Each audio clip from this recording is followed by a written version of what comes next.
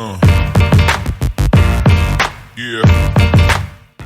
Fala, Guardiões! Estamos aqui em mais um episódio do Arapiraca Digital, no estúdio Arapiraca Podcast do meu amigo William. E o convidado de hoje é o Flávio Ferreira, um cara que eu já fui para algumas palestras dele.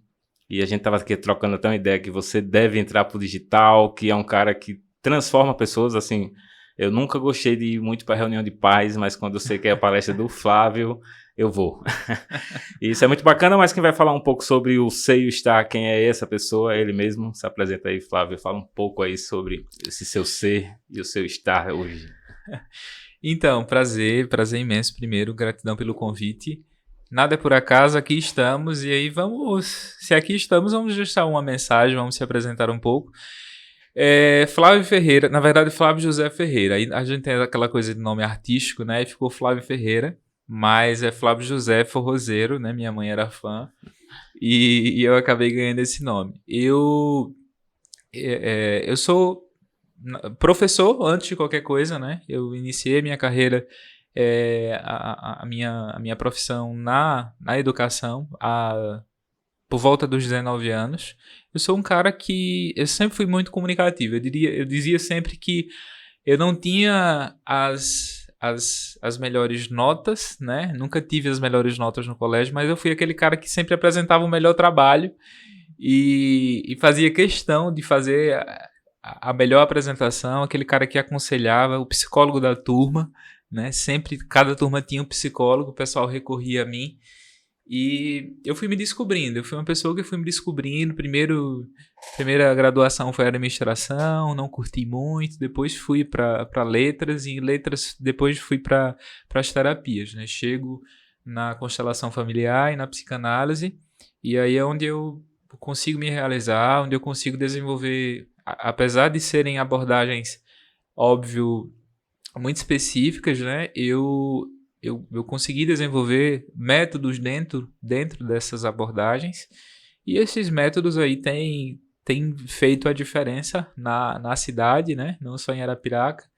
Eu faço atendimentos em Arapiraca, em Maceió, também em Pernambuco. Recentemente estive em Campina Grande também fazendo uma rodada de atendimentos.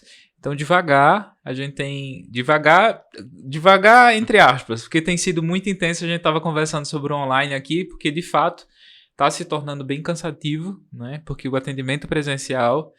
O meu atendimento é geralmente entre 1h30 e 2 horas com a pessoa. Então, eu consigo, por dia, 4 pessoas apenas, né? Estar ali com 4 pessoas, esmiuçando ali um conteúdo, é bem cansativo, porque você precisa entregar algo, né? As pessoas procuram compreensão de si, as pessoas querem sim respostas para aquilo que elas trazem, e eu costumo investir muito a minha atenção para que eu possa trazer uma resposta, trazer um diagnóstico sistêmico ali das angústias que as pessoas trazem, né? Você é de Arapiraca mesmo, Flávio? Sou natural de Arapiraca, sempre por aqui.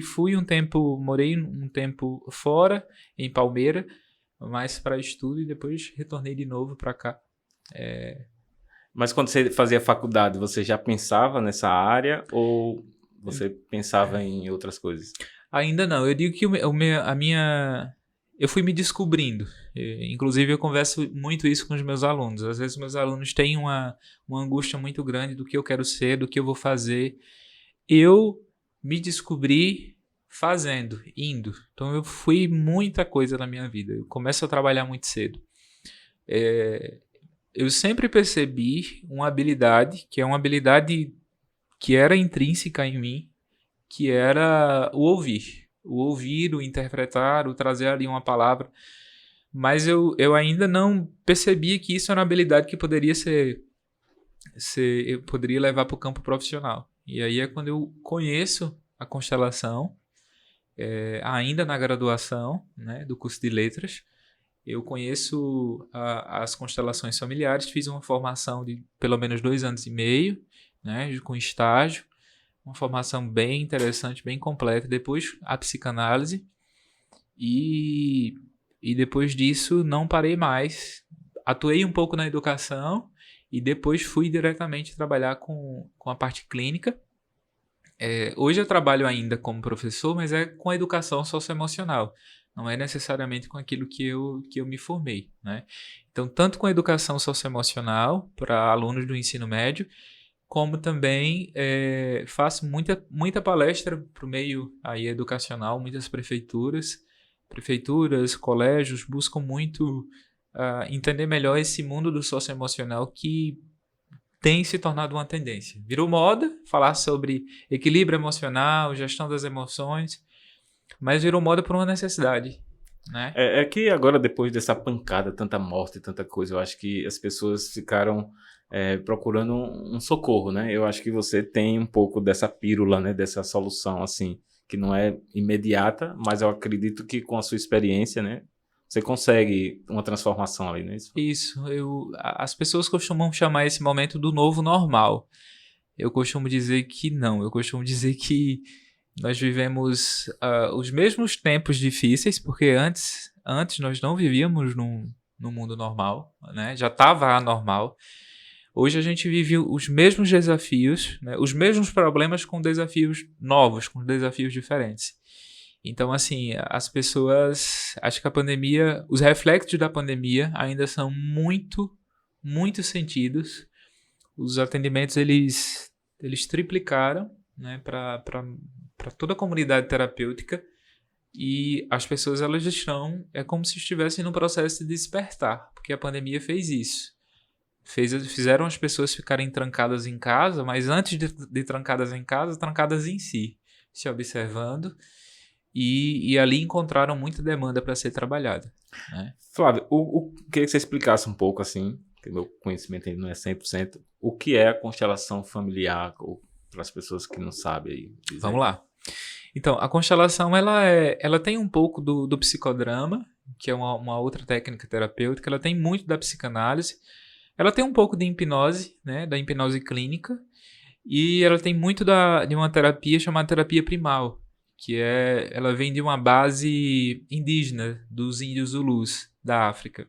Mas a constelação, quando a gente se aprofunda, a gente percebe que a constelação ela foi um compilado de abordagens. Então, um cara chamado Bert Helling, que é um alemão, morreu o ano passado. O Bert, ele era um padre que, em missão à África, justamente para tribos de índios Zulus, ele ficou incrível, maravilhado como aqueles índios lidavam com conflitos, né? Resolviam situações de uma maneira tão terapêutica. E ele já, padre psicanalista, ele foi em missão, né, para essas tribos. E nesse tempo que ele viveu por lá, ele acabou se transformando, ele retorna a outra pessoa, e aí ele larga a batina, né, que chama, deixa de ser padre, e ele vai ele inaugura as constelações sistêmicas familiares. Ele dá esse nome, né? Antes, nós poderíamos dizer que antes de Bert, já existia, sim, algumas pessoas praticando algo parecido, mas não se tinha essa nomenclatura. Constelação, as pessoas remetem muito à estrela, né? Tem gente que diz assim, eu vim constelar, o meu signo é esse. Eu digo, não, mas não tem a ver com signo. Mas é interessante essa história, que às vezes as pessoas vêm para o processo terapêutico de constelação, tipo assim, eu vim, diz aí o que é que eu tenho. É mais ou menos assim, eu vim e aí olha aí, como se, tipo, jogue búzios, cartas, né, alguma coisa aí, bata um tambor e descubra aí o que é que eu tenho. Mas a constelação, ela é uma técnica terapêutica, então eu preciso de conteúdo, eu preciso que a pessoa me traga uma questão, um problema, um tema, uma angústia, para que eu consiga ali desenrolar. Então, constelação, que remete a um nome só emprestado da astronomia, que significa lugar, na verdade. O nome remete a lugar. Como assim, Flávio? A constelação, ela trabalha muito você estar ocupando o seu lugar dentro do seu sistema.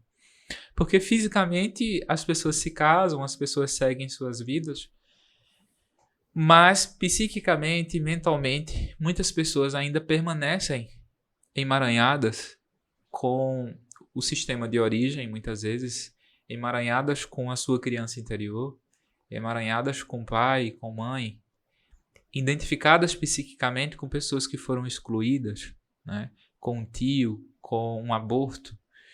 Então a constelação ela estuda todos esses fenômenos. O quanto a gente pode identificar-se psiquicamente e emocionalmente com o passado. Com o passado não só nós, mas o passado dos nossos pais, né? Há mais dos nossos pais na gente do que a gente supunha. A gente não tem noção, muitas vezes, do quanto os emaranhados, as questões dos nossos pais ressoam na gente, né? A gente esquece um pouco disso. A gente esquece que não por acaso eu vim naquela família. A gente admite que o universo é perfeito, que a natureza é perfeita, que uma molécula de água tem uma complexidade absurda, mas a gente tem dificuldade de entender que se eu vim naquela família com aquele pai, que é um pai que pode ser desafiador pra caramba pra mim, que eu posso ter muita questão com ele, mas por algum motivo é o pai certo, né? Por algum motivo foi Arapiraca, foi qualquer outra cidade, não foi a Europa, não foi... Você poderia morar, sei lá, em Times Square, na avenida, ali nos Estados Unidos, mas foi aqui. Então, assim, esse fenômeno, quando a gente passa a compreendê-lo, quando a gente passa a tomar a nossa história, a constelação faz muito isso, fazer você tomar a sua história, fazer você ocupar o seu lugar ali e deixar as outras pessoas, cada um no seu lugar, isso é libertador. A constelação ela ganhou uma dimensão muito grande porque é como se como se as pessoas encontrassem, parece, aquilo que faltava. Existem pessoas que me procuram com anos aí de terapia, né? Recentemente até uma pessoa, nossa, eu estava 5 anos no processo terapêutico e hoje eu compreendi algo que eu não compreendi nesse processo. E isso não é uma crítica nenhuma às abordagens, né, terapêuticas. Nenhuma abordagem terapêutica é a última bolacha do pacote. Nenhuma.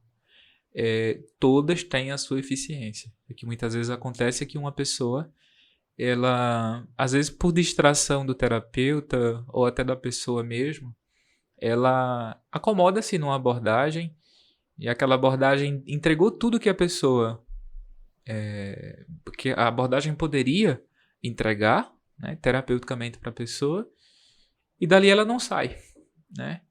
E no meio terapêutico existem inúmeras abordagens e técnicas. Eu não me identifico com algumas, me identifico com outras, do mesmo jeito são as outras pessoas, né? E pode ser que a pessoa que foi através do seu método se identificou melhor ali, Exatamente. achou a sua ferida mais rápido, né? Porque a constelação ela lida com um conteúdo inconsciente, né?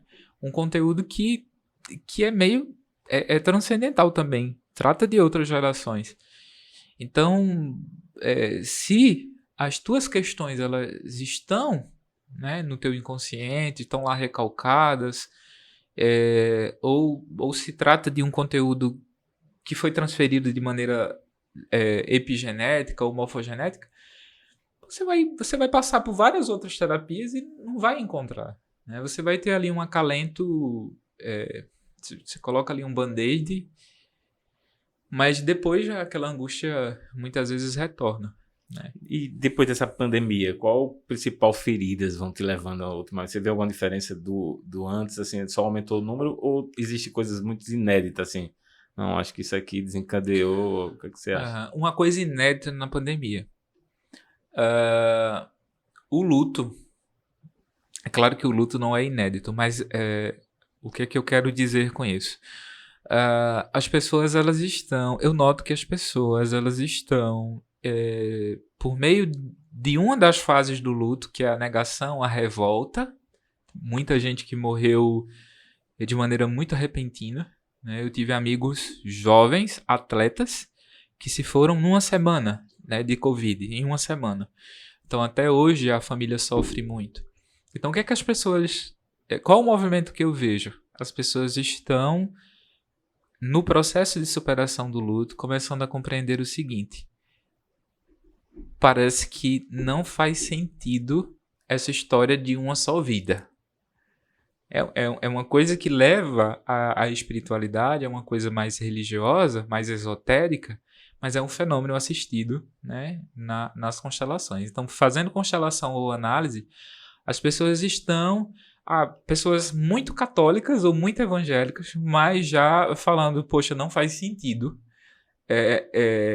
isso daqui. Parece que se trata de uma outra existência. Eu vivi experiências...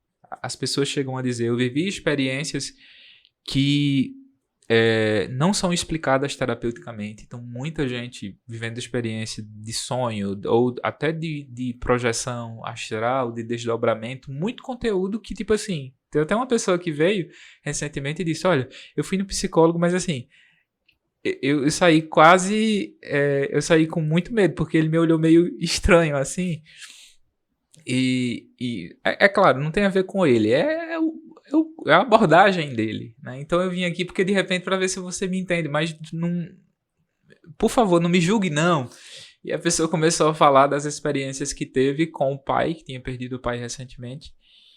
Então assim, chega a ser estranho isso, o quanto as pessoas parece que estão despertando para algo maior, sabe?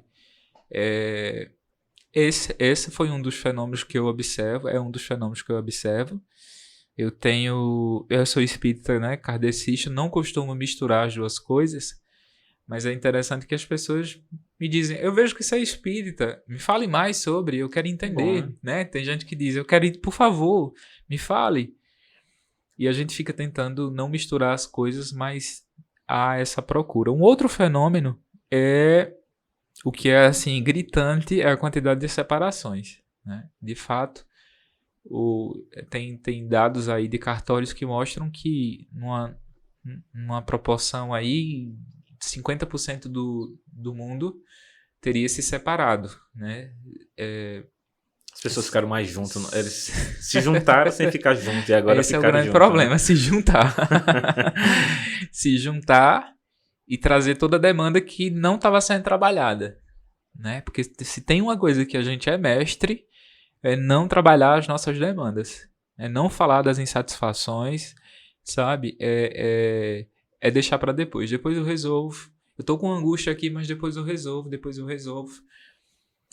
E quando essa angústia refere-se apenas a você, tudo bem, entre aspas, você se adoece. Você tem ali um sintoma psíquico, emocional ou um sintoma físico. Naquela doença, aquela psicossomatização somatiza no corpo. Agora, quando envolve outra pessoa, eu começo a desenvolver o principal sintoma do fim de uma relação, né? Que é a indiferença. As pessoas antes antes da pandemia, tinham as suas discussões, as suas raivinhas, as suas birras, e depois cada um ia para o trabalho, se distraía, e isso não era sinal de que a coisa estava resolvida.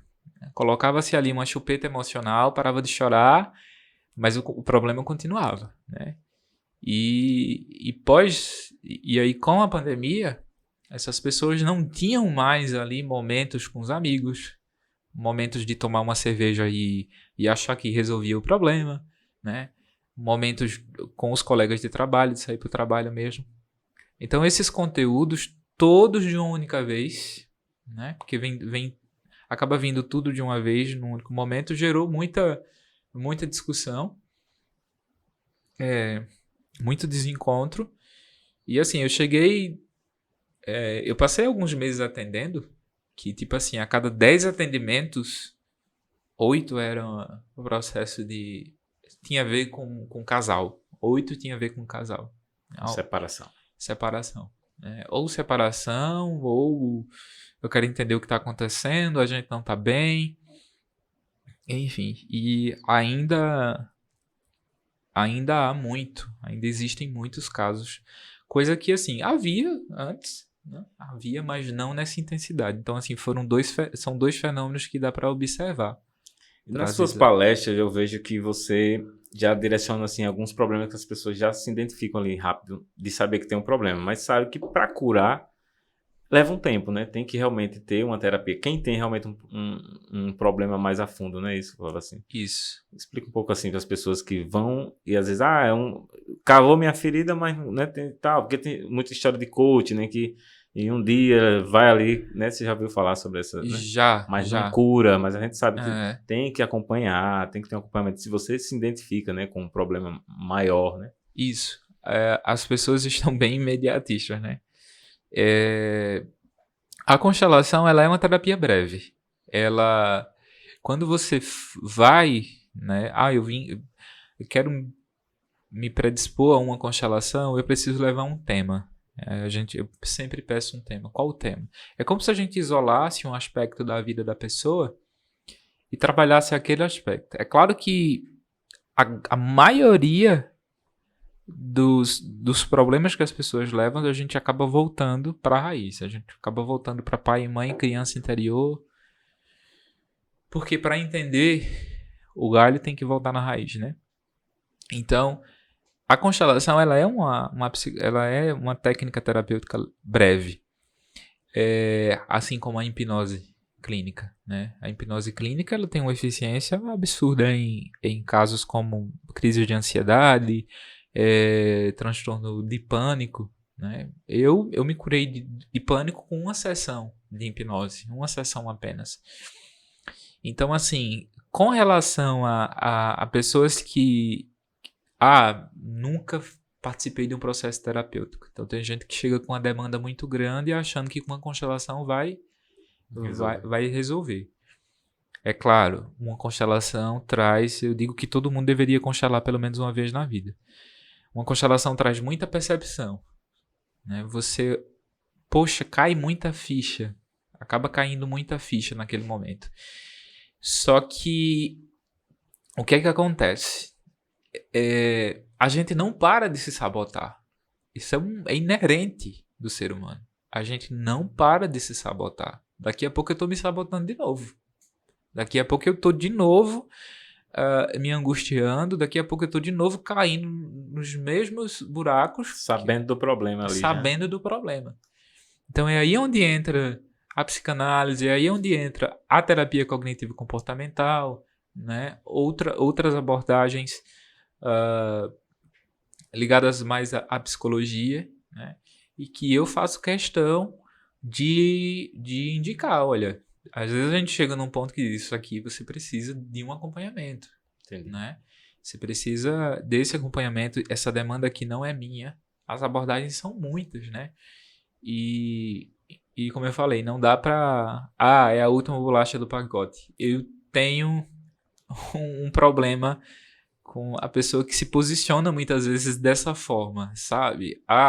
Eu tenho a abordagem que é a solução para todos os seus problemas, né?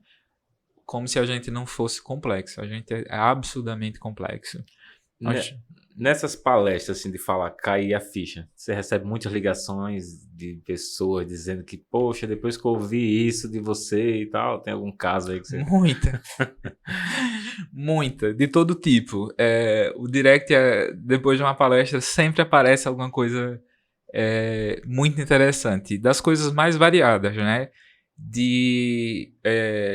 Eu fiz as pazes, algumas que chamam a atenção. Eu fiz as pazes com meu marido hoje, a gente namorou um bocado e essa namorada, eu acho que foi essa namorada que salvou o nosso casamento. Então, obrigado e tal. Que massa. Depois da sua palestra, saí do armário, criei coragem. Tava muito mal, tinha tomado remédio, tava a ponto de cometer suicídio, e aí a palestra ajudou. Então, assim, eu sempre digo no início de cada palestra, eu costumo dizer que, olha, eu vou me expor, eu vou falar da minha vida para vocês. Eu não consigo estabelecer conexão afetiva. Na verdade, eu não acredito que a gente consiga estabelecer conexão afetiva numa palestra conteudista, numa palestra que apresenta só dados, numa palestra que fala tecnicamente sobre inúmeras questões, mas você não se apresenta, você não conta sua história, sabe? Então eu costumo trazer muitos dados daquilo que eu vivencio na prática, que eu acho que é isso que conecta afetivamente as pessoas e faz elas poderem refletir muito além naquele momento, né? Então essa devolutiva é bem bacana. É massa, vale mais que dinheiro às vezes, né? Quando Ah, você vale. escuta ali um depoimento, Isso poxa, você me ajudou e tal, olha, saí do armário, voltei o casamento, fiz isso aí. Cara, não tem preço. Isso aí, às vezes eu olho assim, cara, eu ainda sou pago por isso, porque é tão bom, é uma sensação tão boa, livre assim de hipocrisia, mas é muito, muito bacana, sabe? Você percebe que, tipo, eu faço algo que transforma o mundo, que ajuda de alguma forma o mundo, sabe? Então, às vezes, tem atendimentos que eu termino e eu tô sem conseguir me aguentar ali, e aí às vezes eu vou no banheiro e aí choro muito, me emociono muito, porque a gente percebe o quanto o momento foi importante para a pessoa. E às vezes você se identifica um pouco, né, com a história ali que tava sendo destrinchada. E aí, humanamente, a gente é humano, óbvio, vou lá, choro um bocado, me recupero para poder voltar pro processo. Muitos casos que você se emociona, qual o exemplo, assim, de histórias, assim, que você mais... Geralmente, quando tudo que leva muito à criança interior, eu percebo que toca muito em mim, né? Eu digo que eu tive uma infância incrível, de muita, a gente teve lá muita escassez, né? Eu sou daqui da cidade e a minha família é de um povoado aqui próximo. E assim, eu digo que eu tive a infância mais incrível do mundo, sendo criado no sítio, trabalhando na roça, com uma escassez muito grande. E tudo que remete à minha infância, né? E até o meu terapeuta disse, Flávio, é incrível como você lembra tudo. E é interessante, eu lembro tudo da minha infância. É uma coisa absurda, assim.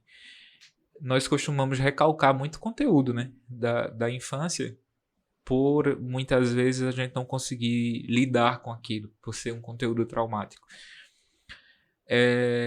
Eu curti, eu lembro, eu costumo dizer isso, que eu curti até os momentos difíceis. Eu curto, parece que eu surfei, sabe? Sabe aquela música Surfando Karmas? Eu surfei dos meus karmas, parece. E eu tenho essa sensação até hoje, né? Eu tenho essa sensação de curtir um luto, de um término de um relacionamento. É meio louco isso, mas eu curto um término de relacionamento sofrendo pra caramba. Mas eu gosto de colocar uma música e aproveitar o momento mesmo, sabe? É uma coisa meio louca. Então, todas as vezes que eu consigo fazer com que alguma pessoa que tenha um conteúdo recalcado, que tenha uma criança ferida, quando eu consigo fazer ela olhar para o que teve de bom nessa infância, porque sempre teve alguma coisa, e ela tem catarse, e ela se emociona, e ela desidentifica, nossa, é muito gratificante, né? A minha criança chora com a criança da outra pessoa que está ali na frente. E as pessoas dizem muito isso, né? Que as pessoas se esquivam de problemas, disso, mas a gente tem que viver também o bom, o ruim, né? Claro. Sim. Viver o problema, seja ele qual for, seja um problema grande que leve a um luto ou pequeno, faz com que você coloque aquele conteúdo, encaixe aquele conteúdo em algum lugar ali psiquicamente. Eu costumo fazer uma comparação como se a nossa mente fosse uma grande estante. Tem até um filme Interestelar que mostra um estante bem grande ali de conteúdo. Olha, imagina a tua mente como essa estante assim de conteúdo, e os conteúdos, as emoções desordenadas, o conteúdo recalcado, as nossas neuroses, as psicoses nossas. Imagina tudo isso bagunçado. Em algum momento um livro desse cai. Em algum momento um sintoma aparece. É importante que eu pegue esse livro, que eu limpe, que eu organize as páginas para poder colocar de volta, né? Não é pegar e jogar lá de qualquer jeito. A gente faz muito isso. A gente, tô angustiado, vou mexer no celular. Tô angustiado, vou assistir um filme. Tô angustiado, vou tomar uma, né? A gente fala aqui, vou beber. Fica se esquivando, né? Fica se esquivando, como se resolvesse naquele momento. A gente, viciado em endorfina, né?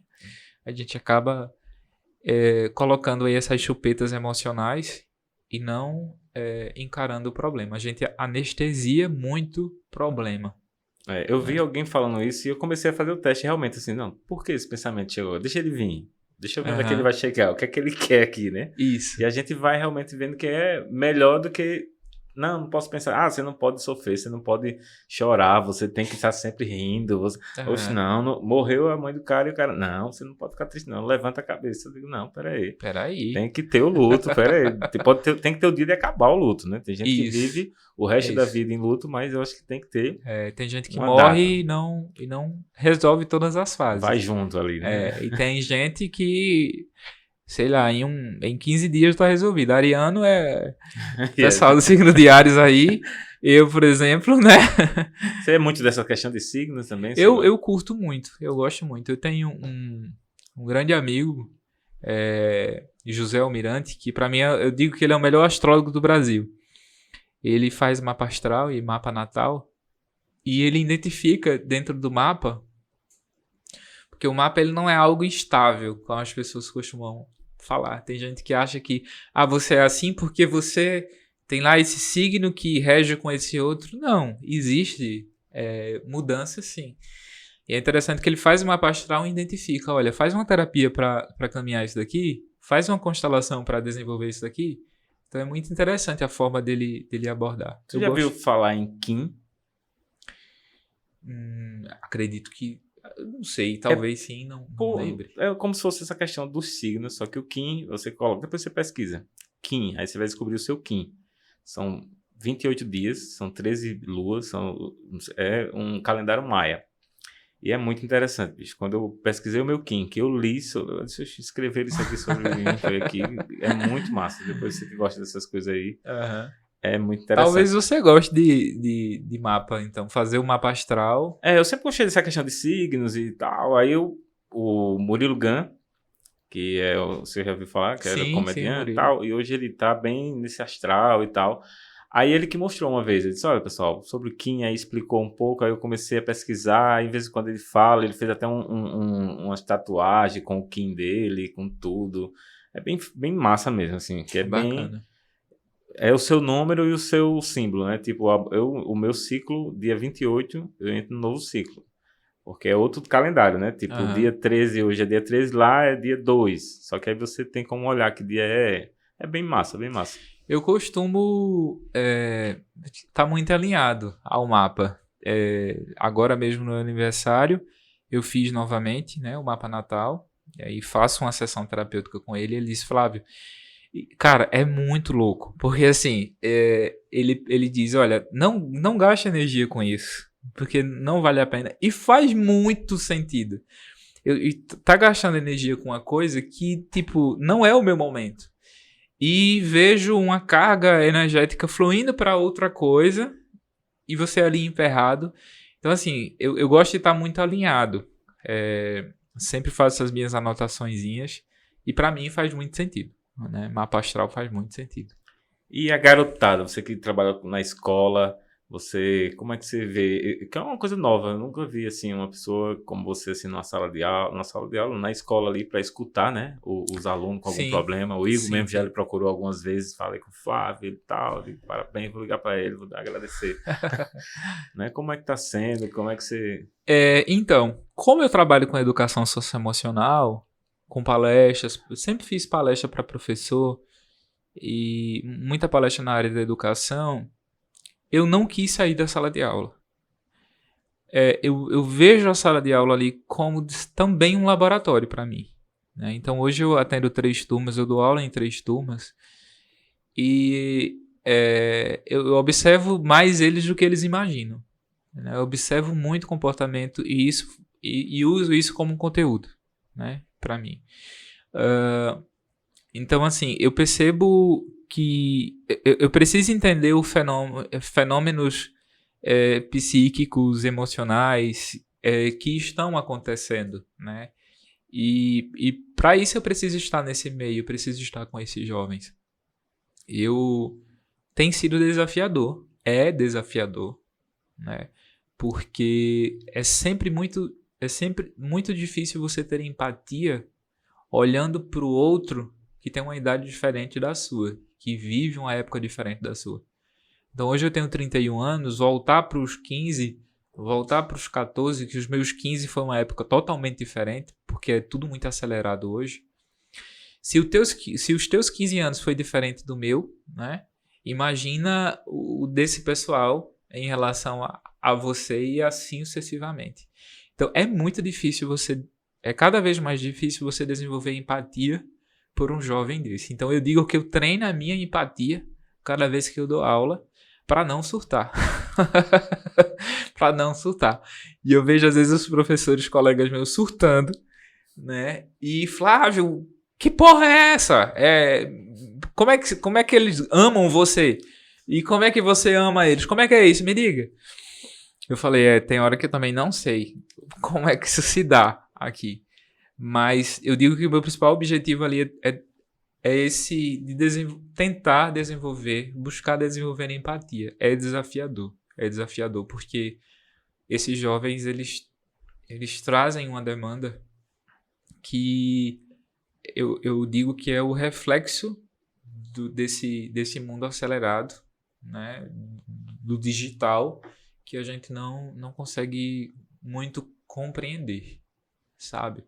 O nível de percepção deles para determinadas questões, que às vezes a gente interpreta, poxa, parece que não sente, parece que não percebe, né? Às vezes existem julgamentos como esse, né, da comunidade escolar, e estar para entender tudo isso ali, eu acho maravilhoso. Eu acho Porque incrível. antes tinha aquela coisa, né? Esse problema de casa é em casa, né? Não traga para a escola. Eu acho que isso aí mudou um pouco, né? Sim, Hoje você sim. tem eu acho que já deveria ser assim antes, né? Porque às vezes tem muita gente que com um problema querendo falar para alguém, mas aqui não é para lugar de falar isso. Aqui é 2 mais 2, 4, 4 mais 4, x e y igual a z, que nem disse que não sabe como foi isso. Aham. Mas eu acredito que é um trabalho muito, parabéns aí para...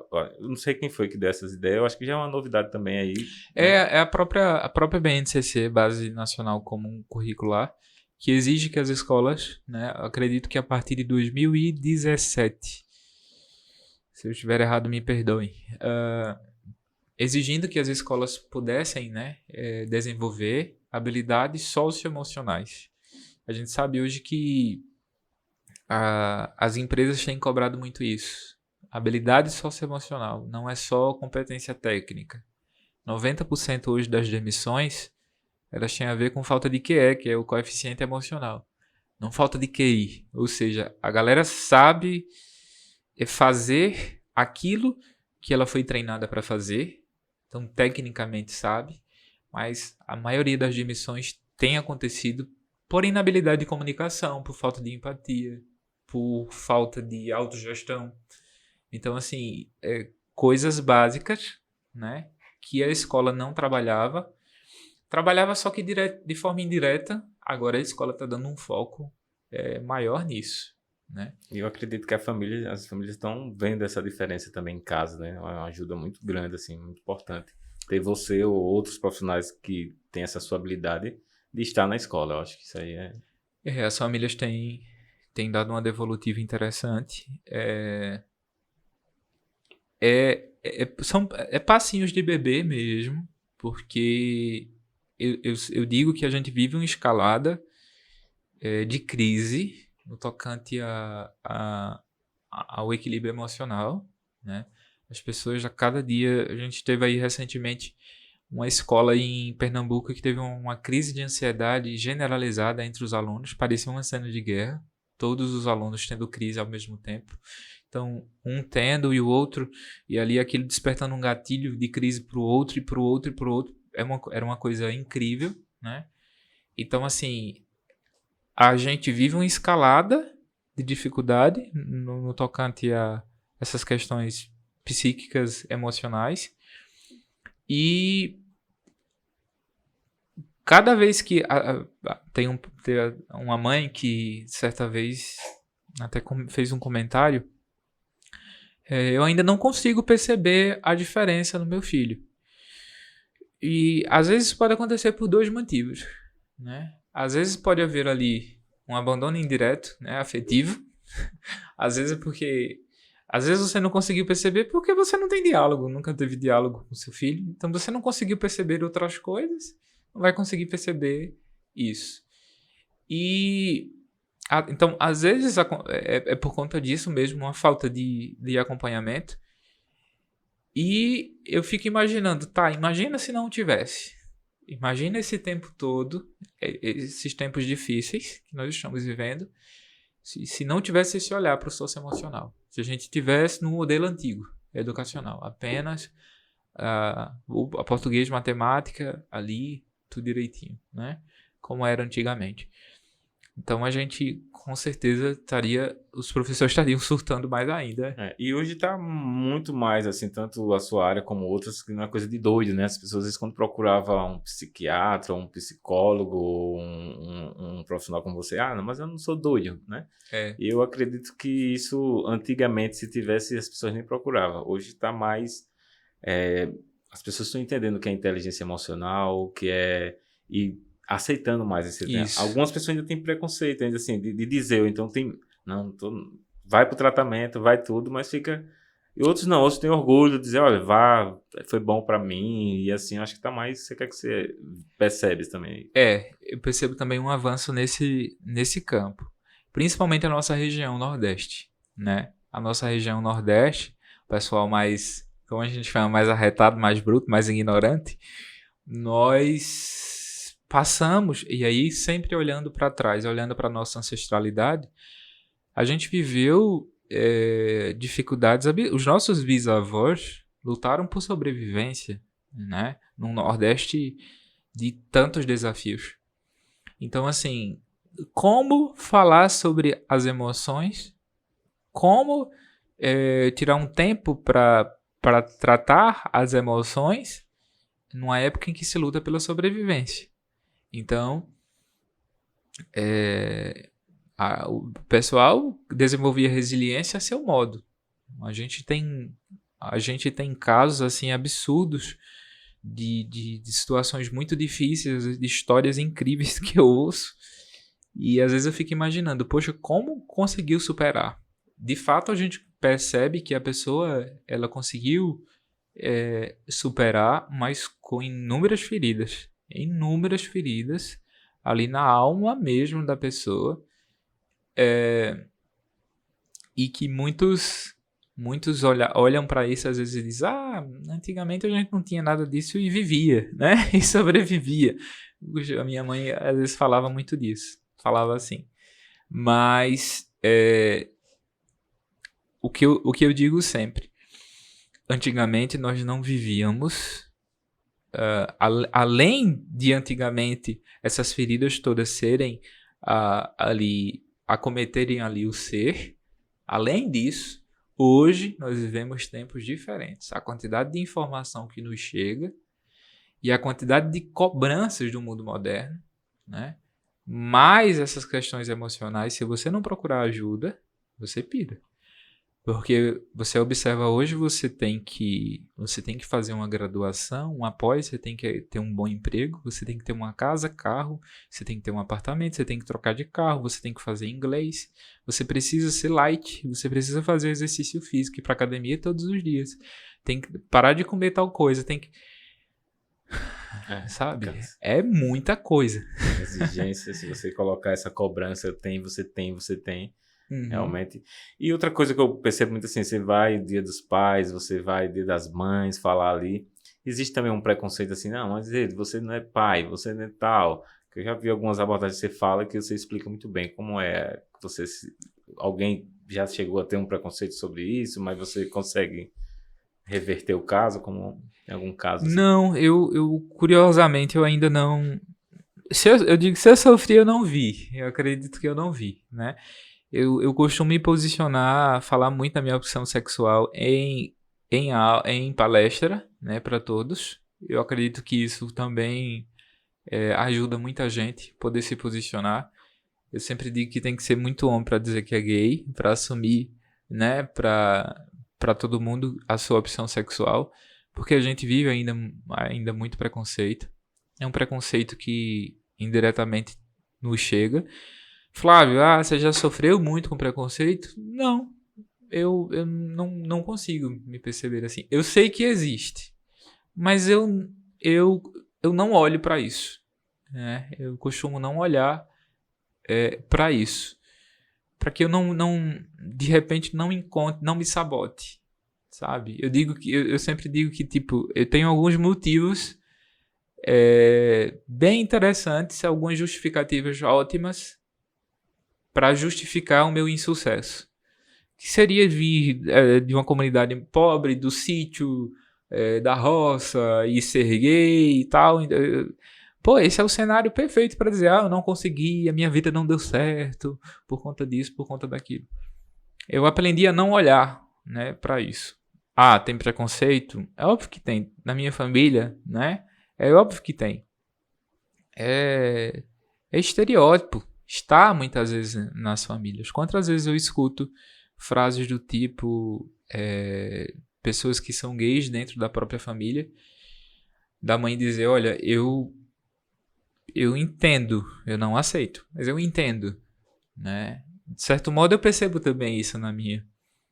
E tá tudo bem, porque senão eu vou praticar um preconceito reverso. Como é que eu vou cobrar dos meus pais que eles me aceitem, que eles veem aquilo como natural, se eles são de um tempo, né, totalmente diferente do meu? Então eu não vou perder essa energia, eu não vou perder o meu tempo com isso. Você aceita eles aceitam, não sei como. Exatamente, eu aceito Cada um à eles, sua medida, eles né? me aceitam. Então eu falo muito disso nas palestras também, né? Minha mãe tem dificuldade em ver de repente eu com meu companheiro ou alguma coisa assim. Tudo bem, eu busco respeitar os ambientes. Uma coisa que até eu falo em palestra, às vezes na militância eu vejo um sentimento de revolta. E o problema não é a militância, não tem questão nenhuma. Eu acho importante, porque nós tivemos muitas vitórias e conquistas. Uhum. Mas o problema é esse sentimento de revolta, né? Porque você tem o direito de ficar revoltado, de ter raiva, mas isso não dá o direito de você ser cruel com as pessoas, né? É porque acaba às vezes sendo um preconceito também, né? Assim, é como eu já dizia assim, Preconceito reverso. às vezes a pessoa diz, macho escroto, não sei- então, mas você já tá sendo preconceituoso com o macho. Exato. Eu acho que assim, é como tu tem que saber moderar aí, eu não sei. Isso. Mas cada um tem seu jeito, também não vou ser Isso. preconceituoso com a atitude do Aham. outro, né?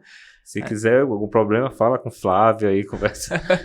Mas é difícil, preconceito eu acho que ele existe de várias formas. Uns vão pra rua, realmente, briga, né? Outros, com a sua cautela, como você disse, ajuda outros também Sim. a resolver o problema como você resolve, tendo essa Aham. paciência, sabendo que se você bater de frente, você vai estar sendo com preconceito também. Então você sempre fala sobre isso nas suas palestras, ou Costumo dependendo do local, né? Sempre falo. Sempre existem muitos temas que, no final dos temas, eu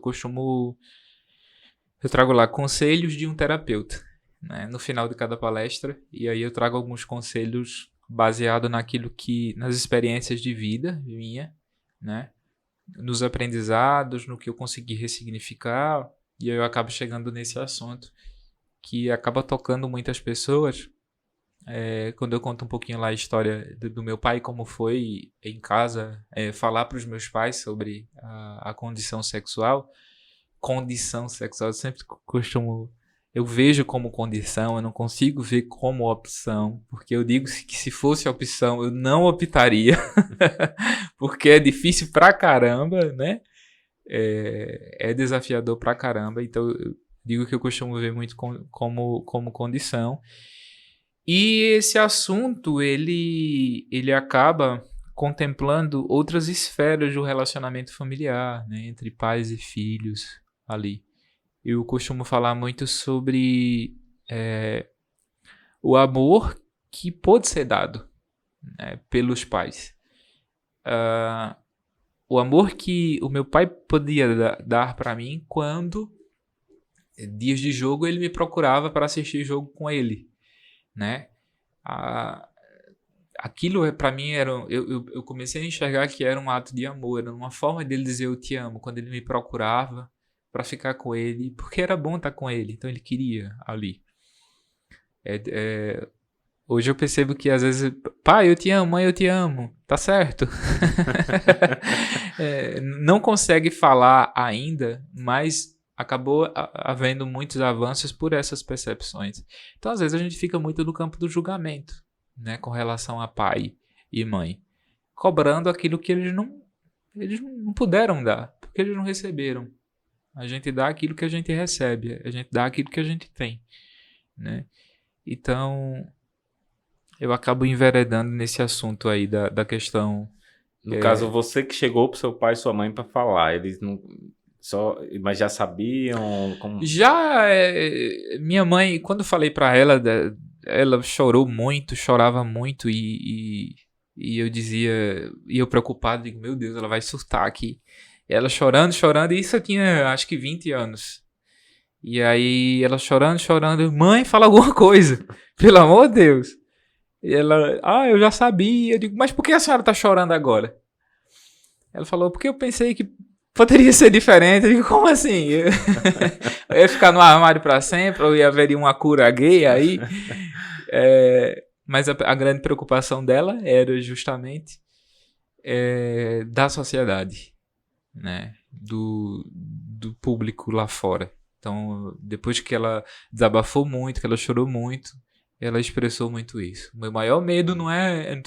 Eu não tô preocupada com o fato de você ser gay. Eu tô preocupada com o fato de como você vai enfrentar a sociedade. Você vai lidar com isso.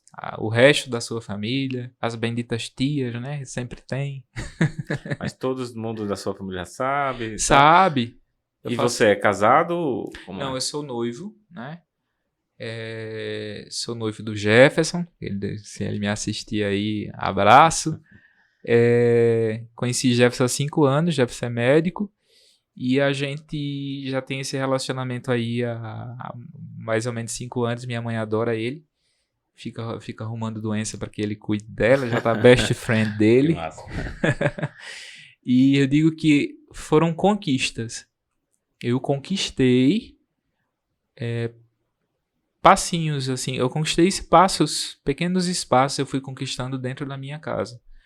Eu tinha a opção de me revoltar diante daquele preconceito velado que existia, ou de conquistar os meus espaços, devagar. Eu optei por conquistar espaço, né?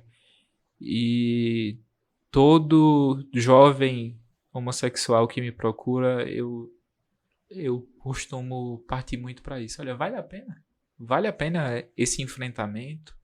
Vale a pena tu gastar energia nisso? Tu quer mesmo gastar energia nisso? Porque tem tanta coisa para tu fazer na tua vida, tanta coisa para conquistar. Tu vai enfrentar família, quer mudar a cabeça do pai, quer mudar a cabeça da mãe. Não muda. Deixa como tá. Deixa como tá e segue. Vai devagarzinho conquistando teu espaço, porque não existe ex-pai, não existe ex-mãe, né? A princípio minha mãe ficou algum tempo. Quantos anos tu tinha? Difícil. Claro. 20 anos. 20 anos que eu... Você foi preparando o território. Fui preparando. Você já tinha... E agora? Não foi. Eita, agora? Não, peraí. Fui preparando. Pedi a ajuda de uma tia, porque sempre tem uma tia cuviteira, como a gente chama aqui, né? Eu tinha uma tia cuviteira que ela já sabia de tudo e tal. Eu sempre conversava com ela, então ela foi preparando o terreno. Mas de saber mesmo, a gente sabe desde... Eu lembro que quando eu cheguei, a primeira série, cheguei em casa e minha mãe perguntou como foi a aula. Eu disse, mãe, foi ótima. Eu fiz um amiguinho, Daniel. Ele vou falar o nome dele todo completo, senão que ele é casado hoje. Eu fiz um amiguinho, Daniel. Mãe, ele é tão bonitinho. E aí eu já fui repreendido por conta disso. E aí foi quando Eu juro por Deus, foi a primeira percepção assim de mundo do tipo, não pode achar um homem bonito, porque fazia tão parte de mim aquilo que Não sou normal. não sou normal, né? Eu lembro que outra vez Zezé de Camargo e Luciano cantando e eu na TV eu apontei, esse aqui é mais bonito que esse. Aí os meus tios também me bateram. Que é isso, menino? Isso é coisa de homem? Então, eu percebia, né? Desde muito pequeno você percebe. Você pode recalcar. Tem pessoas que nunca vivem a homossexualidade delas. Tem pessoas que ficam realmente no armário a vida toda. Pagam um preço alto. É como eu sempre digo, as pessoas não são má, ela precisa de ajuda, né? Às vezes é uma cultura, às vezes elas não têm ali, né? Quantos tios nossos que não casavam, né? Uns tios estranhos, umas tias também. Ah, não, queria só cuidar dos meus pais. Eu vou cuidar dos meus Não pais. quer dizer que todo mundo que tá só cuidando dos pais aí... Cuidar só... também, senão... A gente tem que ter cuidado senão, com essa coisa do politicamente correto, né? Só, ele tá falando de mim, olha, não sou, tá em casa. É verdade. Mas é difícil como até hoje os negros também, como tem um amigo que é negro mesmo, assim, e ele sempre fala, né, que não é a favor de ir pra rua e tal, ele, né, acha normal, é só isso, mas assim, tem que brigar, dependendo da coisa que esteja, mas não é pra todo mundo ir pra rua nem nada. Mas acho que está sendo cada vez mais, essa barreira vem sendo mais comum, né? Sim. Que não é o normal. O normal é seguir norma, como a gente diz, né? Uhum. Existe o comum, o natural. Eu acho que é muito natural essa coisa de sexualidade, de cor, de tudo, né? A gente nasce assim. Eu acho que quando a gente se coloca como minoria, eu acho um risco. Eu acho um risco esse termo, minoria. Eu como gay ser minoria. Porque isso faz com que eu, da minha posição de minoria menor, acreditar que eu posso, muitas vezes, desrespeitar até as outras classes, porque eu sou minoria. Então eu sou pequeno, eu sou desfavorecido, então isso faz com que eu possa falar o que eu quero, eu possa dizer o que eu quero, e aí às vezes acontece o preconceito velado. Eu sou a favor da militância, como já falei, né? Para mim, eu acho importante, mas a militância que desrespeita, né? Que julga, para mim não faz sentido algum, sabe? Algum. Seja no homossexualismo, seja no mundo LGBT, seja com o mundo racial, etc, etc. E hoje os seus projetos, Flávio, como é que vem aí? Você tem um local, né, que eu tô doido pra ir aí, que você vai pra um lugar lá que é todo verde e tal, com as pessoas, como é que é aquilo ali? Como é que... eu tenho, todos os anos eu realizo um luau, que é o luau terapêutico sistêmico, que é uma vivência de constelação. Com os clientes do ano, eu convido alguns clientes e levo para esse ambiente. Desde que a pandemia passou, eu não voltei mais os grupos de constelação em grupo, né? Terapia em grupo, que foi uma coisa que a cidade de Arapiraca aderiu muito. Eu consegui, até acontecer a pandemia, 14 grupos terapêuticos, e ainda não retornei, mas pretendo retornar com os grupos. As pessoas cobram muito. Constelação em grupo é muito fenomenológico, as pessoas gostam daquilo que lá acontece. O atendimento clínico em Maceió, em Arapiraca e em Águas Belas, eu atendo em Pernambuco, lá em Águas Belas. Sempre vou para alguma cidade quando se forma algum grupo de atendimento. Eu atendo online. O Brasil tem alguns grupos de clientes em Santa Catarina, né, em Blumenau, tenho em Manaus, pessoas ali que vão constelando, vão me conhecendo e vão me indicando. Então, Manaus tem muita gente, curiosamente, tem Espírito Santo, tem Rio de Janeiro, tem Mato Grosso também, com esse atendimento online, funciona do mesmo jeito que o presencial, né? E agora eu estou me rendendo ao online, né? Muito bem. Passei muito tempo, Muito bem, muito bem. um certo preconceito, digamos assim, online. Há muito tempo as pessoas me chamavam a fazer e depois eu faço, né? Mas agora de Não, fato. quando eu vi, eu digo, rapaz, você tem que estar aqui, porque é só uma forma de realmente, você que eu acho que você gosta de viajar, já viajou para outros países aí? Eu, fora do Brasil, só Bolívia até então. Mas por aqui já rodou muito. Os estados todos, até então. Mas esses contatos foi via alguma campanha online ou as pessoas foram indicando e como foi? Foram contatos fora, às vezes eu viajava e aí acabava tendo contato com as pessoas. Uma coisa curiosa, certa vez, uma grande amiga que eu tenho no Espírito Santo, eu tava em Porto de Galinhas e aí tava com o meu companheiro, era fim de ano, a gente tava bebendo assim na praia e tinha duas mulheres do lado bebendo também e elas estavam com problema. Então elas estavam falando sobre um problema, um pouco emocionada e tal. E ao mesmo tempo elas bem introvertidas e extrovertidas e disseram: "Posso ficar com vocês?" Eu falei: "Pode". E ela começou a falar do problema e a gente fez uma constelação ali na praia, né?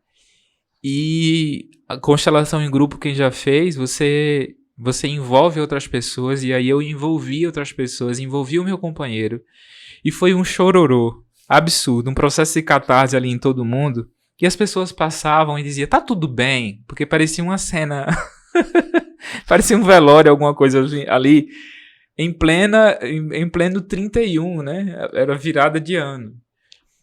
Aí, a partir daí, essa pessoa que eu conheci foi quando eu comecei a desenvolver vários clientes lá no Espírito Santo. Em Manaus também foi contato lá na Bolívia. Em Blumenau foi online. Então as pessoas também vão conhecendo pelo Instagram. Eu costumo movimentar um pouquinho o Instagram, que dá um trabalhinho também, né? É trabalho. Só pesquisa, é online, é coisa de vagabundo. Rapaz, Dá rojão, trabalho. rojão. Conseguir parar para desenvolver conteúdo.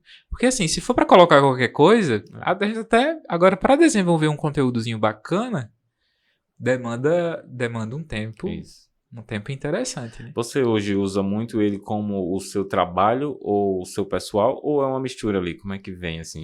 É uma mistura. Eu busco misturar. Claro, eu não torno ele tão pessoal, mas eu falo um pouquinho da minha vida no Instagram. E as pessoas gostam. A maior conexão é essa. É como você falou, né? Se Uhum. você não tiver a sua essência, você só é mais um ali. As pessoas gostam. É curioso que às vezes eu faço alguma postagem relacionada aos meus conteúdos, junto com uma postagem, sei lá, sobre a minha cachorrinha, e uma bomba a outra. Né? Uma ajuda no orgânico da outra. Então é bem interessante. As pessoas querem se conectar, né? Afetivamente.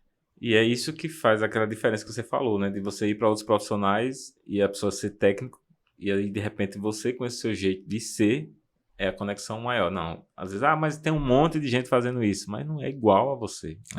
Não é do Nordeste, não teve uma vida como você teve. Então, essa conexão eu acho que é o maior ouro da internet, né? De você ser você. E muita gente cria um personagem, né? Às vezes. É singular, né? É ser singular ali. Pois é. Mas você vai longe. Eu vejo que é muito foda o seu conteúdo. Pra quem... Eu já fui para algumas palestras. Eu acho que quando você começar online aí, vai ser bombástico mesmo, assim. E como é que tá, assim, a sua expectativa da internet, assim? Você tá começando ou você já tá no meio? Ou como é que você... Eu tô planejando conteúdo. Já surgiram aí umas ideias. Tem algumas coisas assim, bem... Eu digo que eu sou muito criativo. Então eu tô lançando algumas coisas que vão parecer bem novas no meio de constelação, né, que até então ninguém fez. Eu acredito que vai dar muito certo, né, pela proposta. Sempre com essa pegada muito, né, minha, que é uma coisa muito apontada pelo meu mapa astral, né? eu recebo um conteúdo, mas eu gosto muito de fazer a meu modo, né? É uma característica, é uma marca minha. Eu tô empolgado, né, em poder ultrapassar aí fronteiras pelo online. Mas vai. Isso aí eu vejo que pelo seu conteúdo é muito massa. Outra coisa assim, quando você tá nos lugares, você que conhece muito os problemas das raízes, dá vontade de falar. Eu acho que eu sei qual é o problema, vou falar com aquela pessoa, então já sei o que é, fica aqui. Eu digo, ou fala assim, só, sabe qual é o seu problema? É isso, quando tá com os amigos tomando uma. Você fica chato, né, às vezes. Ah, né, só que tá bom, você sabe, tem isso. Dá vontade, às vezes dá uma vontadezinha fazer a pessoa despertar, e às vezes eu confesso que até aconteceu. Cara, para com isso, olha pra isso, dá um sacode assim, mas eu não costumo fazer isso porque às vezes a pessoa não tá receptiva, né? São casos assim muito específicos, como esse que aconteceu na praia, que a pessoa tinha bebido um pouquinho, desativou o filtro, aí até foi mais fácil foi até mais fácil de desenvolver com ela, mas eu não costumo fazer, eu costumo observar muito quando a pessoa pede a minha opinião, porque assim, a gente costuma, no nosso processo de autoconhecimento, a gente costuma primeiro construir os nossos equívocos, que é se lamentar. Então, é muito interessante. Todo o processo terapêutico, seja ele de uma sessão ou de várias sessões, as pessoas primeiro perde a maior parte do tempo delas se lamentando. Então, a gente ganha dinheiro para ouvir lamentação, né, das pessoas. Quando as pessoas passam daquela fase de lamentação, e às vezes isso acontece dentro de uma única sessão, né, elas começam a tipo... Será que eu não tenho participação nisso? Nessa história toda? Nessa bagunça toda que tá... Será que eu não tenho participação nisso? Né? Aí é quando o processo terapêutico ele começa. Mas tem gente que vive uma vida quase toda se lamentando, cara. Encontrando culpado. Outra coisa que eu acho muito difícil é as pessoas saberem quem elas são. Muita gente, como eu digo sempre a você, quando você chegou eu falei, né, que a pessoa se apresenta como ser e o estar. Que é, quem é você? Ah, eu sou professor. Ah, eu sou... É sempre o estar, né? É a profissão, em primeiro lugar. Então, quando essas pessoas acabam não sendo mais professor, elas não sabem mais quem elas são. E eu sempre digo assim, quem é você? Não, me diga aí, quem é você? Eu digo, eu sou a mais semelhança de Deus. Pronto, é uma das respostas, né? Então, eu sou Aldo, filho do Zé Cruel, nascido... Então, o seu ser, ele nunca vai mudar. Eu sou o pai do Igor, nunca vai mudar. Sim. Sou o pai da Malu, então o seu ser. E eu vejo assim que isso eu comecei a olhar essas coisas de PNL, né? Programação neurolinguística, vai estudando e tal. E como é difícil, né? Você saber quem é você, né? Assim, como... Quando eu faço isso, não sabe. E realmente assim, porque não é estudado, né? Não é... Tem um pouco de PNL nessas coisas assim, de programação neurolinguística, como é que é? Tem. Porque isso depende muito do processo de autoconhecimento. Nós somos 95% inconscientes, né? Você vai passar uma vida no autoconhecimento e você não vai chegar... Talvez você chegue a 6, 7% mais consciente. Então ganha aí... É desaprender para reaprender o tempo inteiro. Quantas vezes a gente se pega impulsivo com comportamentos que a gente... Nossa, será que esse é o Flávio? Será que esse é o Aldo? Então, é um processo que não acaba. O processo de autoconhecimento, ele não acaba. E não existe uma forma para mudança hoje, a não ser essas reformas. Se perceber e fazer reformas íntimas, né? Tá tão fora de moda essa coisa do tipo... Eu sou assim porque minha mãe é assim, porque meu pai é assim, né? Porque Você já me conheceu assim. você já me conheceu dessa forma, né? Então a gente tem uma flexibilidade cognitiva, a gente tem capacidade, óbvio, para mudar. E eu acho que a gente vive essa era de transformação, de perceber e mudar, se perceber e mudar. O ser é muito... eu vi esse exemplo numa das palestras, o cara falando desse ser, mais uma vez, falando, que era, às vezes, um médico casa com uma mulher que não tem futuro, a mulher da bagaceira, a mulher da vida, que nem diz assim, né? E aí o cara diz, um cara desse, médico, casou com... Mas às vezes o ser deles são iguais, né? É só o estar que é diferente, mas eles gostam da mesma coisa, né? Tal. E falando isso assim, o seu ser, quem é o Flávio? Gosta de quê? Qual é a música? Como é que é? O Flávio C, ele é um Flávio brincalhão. Eu gosto muito de brincar, de tirar onda com os meus amigos, muito. Eu gosto de sempre tá com uma piadinha, alguma coisa ali. Eu adoro forró antigo, amo forró antigo, amo forró antigo, me remete muita coisa boa. Amo o pop rock aí antigo, sabe? Adoro esses estilos. Sou um cara, sou um ariano, né? Um ariano que arretado, que é às vezes cabeça dura para algumas coisas. O Jefferson, meu companheiro, que sabe. Gosto de ter muitos amigos, gosto de estar rodeado com amigos e eu gosto de olhar para o lado bom da vida. É uma coisa que já me fez ter algumas decepções, mas é uma coisa muito minha. Depois eu fui ajustando, porque nessa coisa de olhar só o lado bom nas pessoas eu acabei me ferrando. Expectativa. As famosas expectativas que a gente gera. E sou um cara que adoro natureza, adoro viajar, trilha, Chapada Diamantina, espírita, sou um espírita kardecista que me completa, o espiritismo hoje me completa. Algumas coisas na religião que eu fui criado não fazia sentido, eu sou muito grato às minhas religiões, mas algumas coisas não faziam sentido, e aquilo, por não fazer sentido, eu acabei me afastando um pouco de Deus, e eu percebi que aquilo não poderia acontecer. Se eu não me identifico, né, eu posso buscar outra. E no Espiritismo eu fiz as pazes, digamos assim, com Deus. Então esse é um pouco do Flávio. Busco ser leve, busco levar um pouco de alegria para as pessoas. Gosto de ouvir, né? Eu gosto muito de ouvir. E o que é que te tira do sério, assim, Flávio? Cara, negatividade. Negatividade e reclamação. Muita reclamação, sabe? A pessoa reclama muito e é muito negativa. Cara, me tira muito, muito do sério, assim. Porque... E isso também é um reflexo do que a gente se incomoda porque a gente foi, né? Em algum momento. Gente fez tudo isso para chegar aqui, aí chega uma pessoa reclamando, não sabe de onde é que eu vim, não sabe como foi o processo para me fazer isso, né?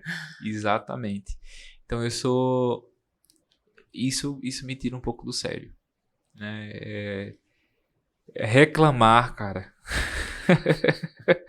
Reclamar é difícil. Às vezes eu tenho que respirar fundo. E é claro que, assim, quando a pessoa reclama, quando aquilo faz parte da construção do equívoco da pessoa, ela ainda está inconsciente ali. Mas tem pessoas que já têm um nível de consciência e tal, mas continua, às vezes, ali o cachorrinho atrás do rabo. Eu sinto dificuldade. E para uma pessoa que quer trabalhar nessa área, o que é que você indica? O que é que de livro, de curso, se te procura ou se como é que... Atendimentos me procurem, seja online, seja presencial. Podem ir lá no meu Instagram, flavioferreira.oficial. Pode conversar diretamente comigo. Uma coisa que eu tenho é que eu vou atender os meus clientes até onde eu puder. Hoje está apertando um pouquinho, mas eu ainda atendo. Demoro pra caramba, tem alguns que se chateiam, mas é por conta da demanda mesmo. Hoje eu atendo 4 institutos por meio de palestra. Esses institutos me demandam várias prefeituras para estar viajando. Tem a escola, né, que eu ainda dou aula. Tem os atendimentos na escola. tem que atender uma vez por mês em Pernambuco, uma vez por mês em Maceió e Arapiraca. Então, tudo isso gera uma demanda muito grande. Sugiro, quero conhecer mais constelação, quero fazer um curso. Procura um bom instituto. Né? Existe a Associação Brasileira de Constelação Sistêmica, a ABC Sistêmica. Existe o Instituto Imensa Vida, que foram professores que aprenderam com o Bert Hellinger quando ele veio ao Brasil. Foram turmas formadas de professores formadas por Bert Hellinger. Existe hoje muita gente que não passou por uma formação mais completa. Por exemplo, hoje eu ainda não me sinto capacitado para formar consteladores. Né? Eu preciso ainda de mais percursos, são 8 anos na área. Então tem gente que, fiz o curso, estou 1 ano atendendo e eu vou formar formadores em constelação. Você pode fazer parceria com outros grandes aí e fazer aí. Né? Tem que ter esse cuidado. Cara, o mundo das terapias holísticas é fantástico. Né? Que livro você indicaria assim para quem quer, pelo menos, folhear ali que você... Ordens do Amor. Ordens do Amor. É o principal livro das constelações, que fala um pouco sobre algumas leis observadas por Bert Hellinger. Tem algum filme que fala um pouco assim, que mostra um pouco assim de alguma... Né, que às vezes tem filme ali que num ponto ali fala específico sobre isso. De constelação, exatamente, eu não consigo lembrar exatamente algum. É claro, é óbvio que tem, é óbvio que vai ter, mas que eu sou um pouquinho difícil para filme, mas para mim existe. Eu gosto muito de filme que trata um pouco do esoterismo, né? Eu citei agora recentemente Interestelar, Avatar, esses filmes assim me chamam muito a atenção, porque falam de uma realidade interessante, que os filmes eles adiantam realidades. Então, tem aquele filme A Chegada, né? A Chegada de um Novo Povo na Terra, que é um filme inteligentíssimo que fala inclusive sobre comunicação, sobre processos de comunicação, que as pessoas podem... Tem gente que assiste aquele filme e diz, não gostei e tal. Cara, é sério? Tu não conseguiu entender, tu não conseguiu gostar. E eu vejo muito esses filmes como o futuro, né? Porque filme é muito isso. O filme é ele que traz essa cultura, né? De saber que o homem mal usa jaqueta, que o cabelinho com óculos né? Tudo isso aí veio do cinema, né? O cinema é a sétima arte. Não é à toa que ele tem esse poder, né? Eu estudo muito brand e a galera fala muito isso. Tem que assistir filme para você entender a comunicação, porque é um estudo ali. Como você disse, ele não descobre o futuro, eles estudaram e viram a capacidade daquilo acontecer, né?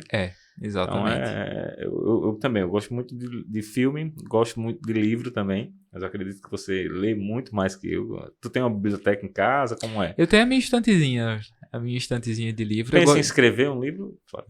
Eu tenho participação em um livro, mas ele é mais científico, porque eu estudei retórica. O meu objeto de estudo em letras foi a retórica, né? A capacidade nossa de convencer por meio do discurso. Sempre foi uma área que me chamou muita atenção. Misturei um pouco de psicanálise com isso na época. E lancei um livro com alguns amigos da área lá pela UNEAL, né? Tem pelo menos alguns artigos meus lá. No projeto online existe um e-book que vai sair também. Já tem uma partezinha escrita. Mas eu penso tratar só sobre constelação, trazer todos os meus casos. Eu tenho lá uma pilha de caderninhos do terapeuta, que tem a história das pessoas de Arapiraca toda. Fiquem tranquilos que eu não vou... que eu vou usar codinomes e vou pedir autorizações a cada um. Então eu penso falar sobre os meus casos, né? Que tem coisa muito, mas muito rica. E que serve de ajudar a outros, como a sua história e a história de outras pessoas que você, né? Eu acho que não tem coisa melhor do que como você falou. de ser o exemplo. Não, como você fala com os pais, mas sendo filho. Né?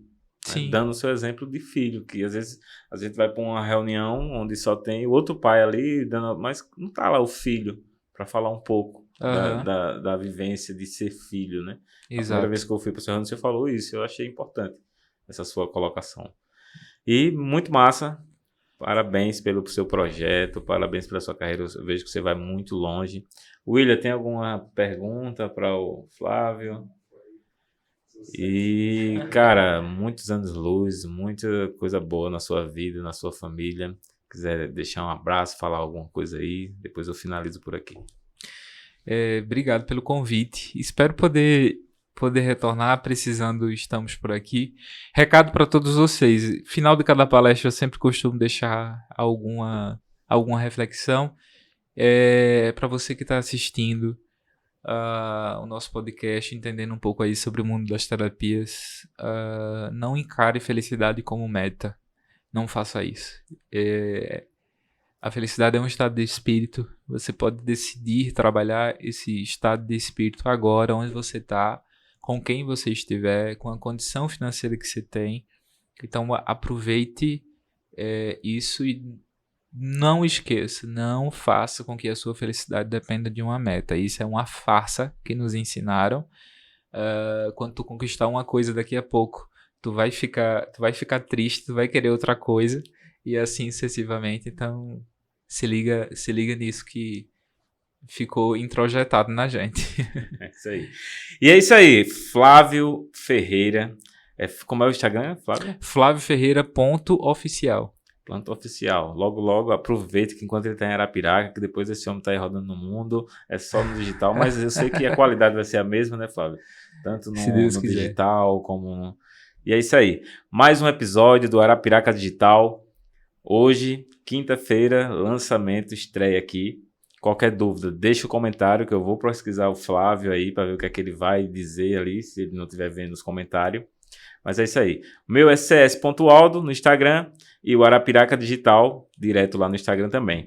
Então é isso, tamo junto, a um passo à frente e você não está mais no mesmo lugar. Yeah. Yeah.